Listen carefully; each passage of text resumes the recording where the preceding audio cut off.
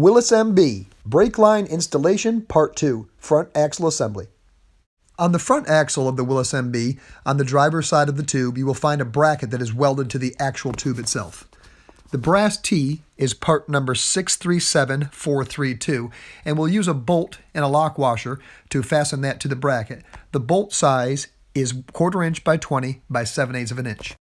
With the lock washer in place on the bolt, insert the bolt through the drilled location in the brass T, as shown here. We'll now install it onto the axle tube. On the bracket, there's a threaded location, and all you have to do is line up the bolt and tighten it up. Now, when I do these brake lines, I don't like to tighten anything up until the very end. I like to keep stuff loose just in case I have to make any adjustments. Once I get this finger tight, I'll orient the brass T in the location it's supposed to go in. The round hole goes upwards, and the square sides will be parallel with the axle tube. The S-shaped brake lines, or tubes as they're called in the manual, are part number A1488. And if you look closely here, you'll notice that at the top of the S, it's a little bit shorter than the bottom. The longer side of the S, I will call it, is the part that will go into the wheel cylinder itself. There are two 6-inch long flex hoses, one for the left side and one for the right side front, and they are part number A1460. I'm going to show you a little trick here on how I like to install these. Using two flare end wrenches, I'll hold the hose in one hand, and then I'll go back to my S hose, and I'm going to take the short side, as I showed you earlier. The long one's going to go into the wheel cylinder alongside here. We'll put the short side into the female adapter on the end of the flex hose, and I'm going to go ahead and tighten this up right here on my hand before I even install it onto the vehicle. I've found that if you install these hoses first and then try to screw the fittings into the hoses, you have a tendency to bend or kink them.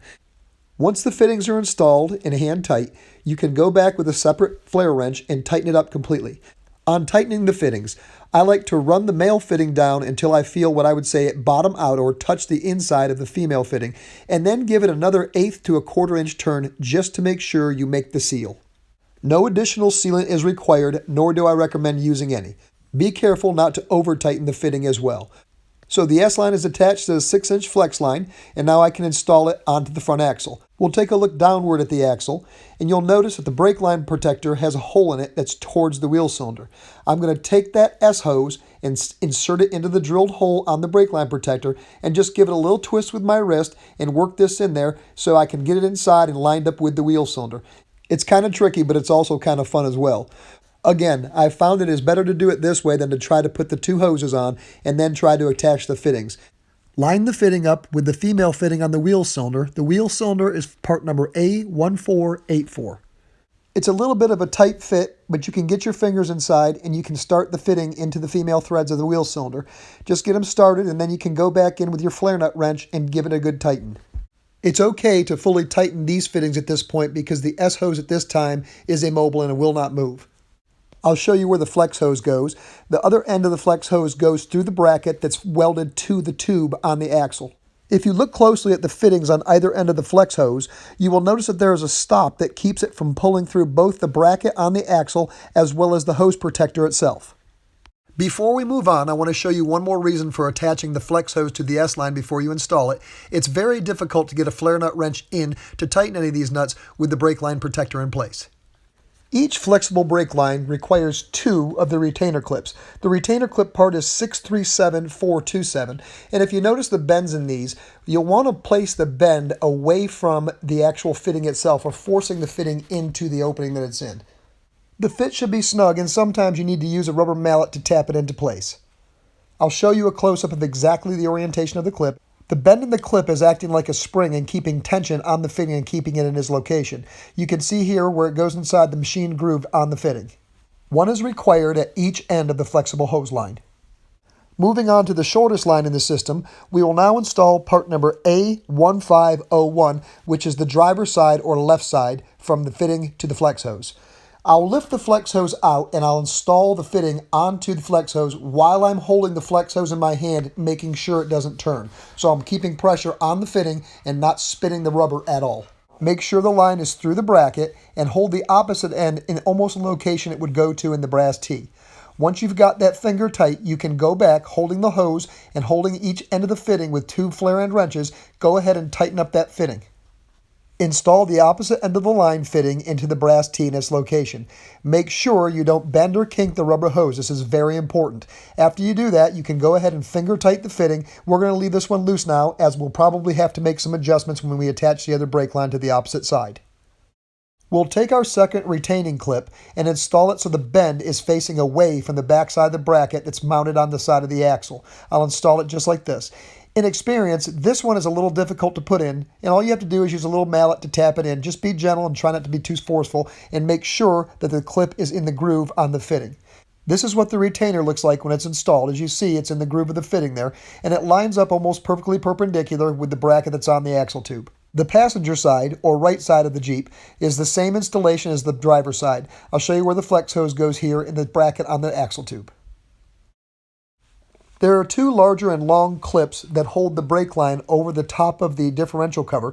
I've opened these up out of the package and spread them, and I've painted them with OD green. From the factory, they probably wouldn't have been. I just like that look myself. The clips will mount to these two bolts on the differential cover.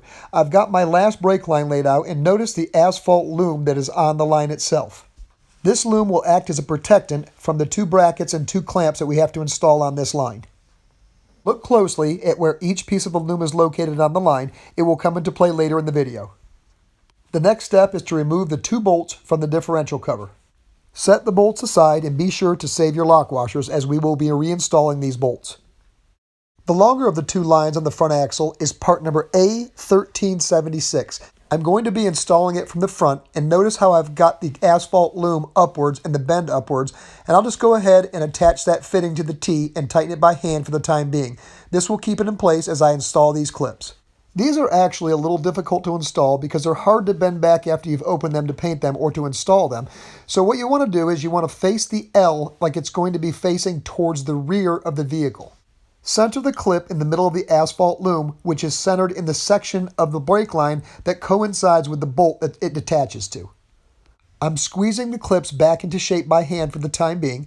We'll install the second clip on the opposite side. Same way, we'll put the clip in the middle of the asphalt loom, which also is in center of the bend in the brake line that lines up with the bolt hole on the differential cover. This takes a little time to do, so just be patient and get everything exactly the way you want it, because once you bolt it, you won't be able to change it. Before I install the clips finally, I'll go to the passenger side wheel and I'll attach the fitting into the flexible hose just like we did on the driver's side. When everything is all tight, I'll come back and install the clip in its location. With both ends of that line attached, but loose, I'll now install the clips. I'm using a pair of needle nose pliers and a clean rag and gently bending the clip back into shape. I'm using the rag so I don't scratch the paint or mar the clip itself with the needle nose pliers. I've got them awful close right now, but not quite yet. So what I'll do is I'll take a drift and I'll just insert the drift into both holes and then bend it down. As you see, that closes it right up, and then I'll line it up with the bolt hole location on the differential cover. You should now be able to remove the drift and install the bolt and the lock washer through the holes and into the opening of the differential cover. I'll tighten it back up with a ratchet, but we'll have to go back with a torque wrench when I'm all finished with the lines because these differential cover bolts do have a torque value on them. When tightening these bolts, be careful that the bolt doesn't bite into the actual clip and bend it either. I'll repeat the same process on the left side clip using the drift and install the bolt and the lock washer through the front of the clip and install it onto the differential housing. After the clips are secure, I can go back to the brass T and tighten that bolt to the axle and then work my way outwards on the lines and tighten all of the fittings. Double check all of your fittings and make sure all 4 of the retaining clips are installed on the flexible rubber line hoses. The last part to install on the front brake line system is the 11-inch flexible hose, which is part number A1377. Very important here. We're going to install a copper crush washer onto the male end of the flexible line hose. Thread the hose into the brass T that's mounted on the axle in the round opening and just tighten it down by hand. Now we'll use our flare nut wrench to tighten the fitting fully. It is very important to get a tight fit here and crush that copper washer, as that is what forms the seal between the brass T and the rubber flex line. Tighten the fitting down tight and then try to get another 1/8 to 1/4 inch turn after that to ensure sealing. The opposite end of the 11-inch flex hose is attached to a bracket that's welded to the frame on the driver's side of the top rail. If you look here closely, you'll see there's been some welding, and I believe it came from the factory exactly that way. Now, I'll install my hose in here from the back side of the clip, but to install the retaining clip that holds it, I've seen them done both lengthwise and from the front. Because of the weld that's on that bracket, I will not be able to install my clip the lengthwise as I've seen in a lot of pictures. There again, I've seen a bunch of different ways, so I don't think the way I'm doing it is incorrect. Here is our last retaining clip, and I'll install it with the bend facing upwards or pulling the hose towards me. The clip is installed the same way as it is of the two shorter hoses on the wheels. You just slip the clip into the grooves that are machined into the fitting, and then I'll use my soft face mallet to tap it into place. Again, this is a little easier actually to tap in the front because I'm coming from the front, not the side near the engine block. Again, I have seen these installed both ways, both lengthwise and widthwise, as I'm installing it here. If you're like me, you want everything straight and nice, and when I tapped that in with my rubber mallet, it got a little crooked. So I'm going to show you a little trick you can do with a brass drift, and you can do this on any of the clips if you don't like how they're straight. Just use the brass drift up against the clip and tap it into place. There we go, nice and straight. I like it. The clamps that I will be using to hold the lines onto the axle tube are reproduction, and they're very similar with the exception of the radius on these is larger than the originals, which I have here to show. So I came up with an idea. I figured I would just take a pair of needle nose pliers and make a few bends and make a small standoff off the clamp. This actually is the way that it would have been done on a CJ2A, so I'm not saying it's a better way, but I think this will work out just fine for me. If you're doing a points Jeep or a Jeep that you want exactly the way it came out of the factory, you'll have to locate some of these originals, and they're difficult to find, and nobody today is producing them. The location of the first clamp would be halfway the distance between the casting on the differential and where the casting meets for the bell crank. The asphalt loom will move back and forth so you can adjust it to be center. Then I'll open up one of my clamps by removing the screw and the nut that's on the back side, and I'll wrap it around the axle tube, and where I made the little bend in the clamp, I'll use that to hold the loom in place as well as the line. I'll reinstall the nut and the screw and then tighten up the clamp so it's tight to the axle tube. The second clamp is installed the same way, but on the opposite side of the welded area for the bell crank mount. Mount the clamp about the same distance as you did away on the opposite side from the mount where the bell crank is. Tighten the screw down and your line is secure. Even though the clamps have been modified, I still think it came out fantastic. Let's start on the driver's side from the assembly, and I'll give you an overview of it. It's all complete, just so you can get a reference of where everything goes. I'm filming from the back side of the axle, and here you go, your flexible line that goes up to the frame. Then we'll move over and we'll get on the side of the differential. As you can see these lines, how they go in there. There's our clamps that we just installed. And then I'll come on the back side of the differential housing and show you how that looks going down. I've double checked all my fittings and fasteners and installed all my clips and made sure they were secure. And here we are on the passenger side. That's all complete. On the front side here, we'll start at the passenger side. We'll go across where the bumper area is. There's the differential and how the clips are all installed. I've got the paint all touched up.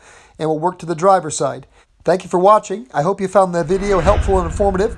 If you'd like to follow along what we're doing with the 1943 Willys MB restoration, you can do so by subscribing to Team G503 on YouTube.